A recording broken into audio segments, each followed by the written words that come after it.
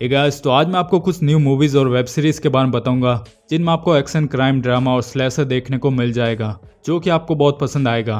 तो अगर आपको ऐसी मूवीज और वेब सीरीज देखना पसंद है तो इस चैनल को सब्सक्राइब जरूर करें। तो चलिए शुरू करते हैं। Number 10, fountain of youth. Film की स्टोरी में एक आर्कियोलॉजिस्ट ल्यूक को दिखाया जाता है जो अपनी टीम के साथ मिलकर एक खास तरह के खजाने की तलाश पर निकला होता है जो एक फाउंटेन होता है जिसके पानी को पीकर कोई भी जवान हो सकता है या अमर भी हो सकता है। तो उस फाउंटेन को ढूंढने के लिए वे क्या कुछ करते हैं वो आप इस फिल्म में देखेंगे। Number 9, x territorial. फिल्म में एक फॉर्मर सोल्जर सारा को दिखाया जाता है जो अपने बेटे के साथ यूएस कॉन्सुलेट जाती है, पर अचानक वहाँ उसका बेटा गायब हो जाता है। वो वहाँ उसको हर जगह ढूंढती है और वहाँ की सिक्योरिटी से भी पूछती है, पर उन लोगों ने भी उसके बेटे को वहाँ आते हुए नहीं देखा होता है। ऐसा कहकर वे उसे मना कर देते हैं, लेकिन सारा को उन लोगों पर ही शक हो जाता है और वो खुद से ही अपने बेटे को वहाँ ढूंढती है। तो वो अपने बेटे को ढूंढ पाती है कि नहीं, वो जाने के लिए आपको देखनी होगी एक्स टेरिटोरियल। नंबर 8, मॉबलैंड। सीरीज की कहानी में दो क्राइम फैमिली हैरिगन्स और स्टीवंस को दिखाया जाता है जिनमें आपस में बनती नहीं है। तो एक बार स्टीवंस क्राइम फैमिली के लीडर का बेटा गायब हो जाता है और उसका सारा शक दूसरी क्राइम फैमिली हैरिगन्स के ऊपर चला जाता है। अब दोनों क्राइम फैमिली में कोई बड़ी लड़ाई ना हो, इसलिए हैरिगन्स इस प्रॉब्लम को दूर करने के लिए हैरी नाम के आदमी को यह काम देते हैं। तो फिर हैरी कैसे इस सिचुएशन को हैंडल करता है वो जानने के लिए आप इस सीरीज को देखें। Number 7, Fear Street Prom Queen. Film की स्टोरी 1988 में सेडीसाइड नाम के एक टाउन में दिखाई जाती है जहां एक कॉलेज में प्रॉम क्वीन के कंपटीशन को लेकर तैयारी चल रही होती है, जिसमें पार्टिसिपेट कर रहे कैंडिडेट्स के साथ कुछ बुरा होना तब शुरू हो जाता है जब कोई मास्कमैन किलर वहां लोगों को मारना शुरू कर देता है। तो आखिर इन सब के पीछे कौन है और वो किलर आखिर उन लोगों को क्यों मारना चाहता है वो जानने के लिए आप इस फिल्म को देखें। Number 6, cross. कहानी में एलेक्स को दिखाया जाता है जो एक डिटेक्टिव होता है। वो एक सीरियल किलर को पकड़ने की कोशिश कर रहा होता है क्योंकि वो सीरियल किलर लोगों को मारते ही जाता है, पर पुलिस उसे पकड़ नहीं पाती है और वो हमेशा पुलिस से 10 कदम आगे ही रहता है। तो ऐसे में वो डिटेक्टिव उस सीरियल किलर को कैसे पकड़ता है वो जानने के लिए आपको देखनी होगी cross. Number 5, the accountant 2।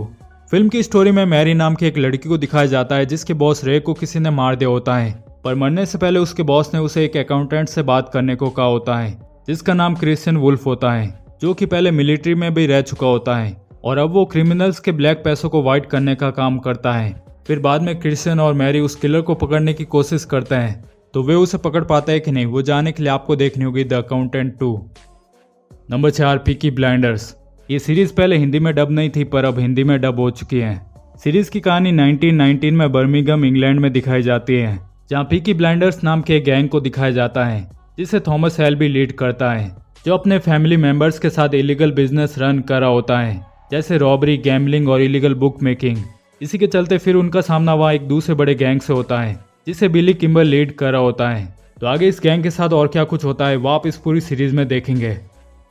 Number 3, final destination blood lines.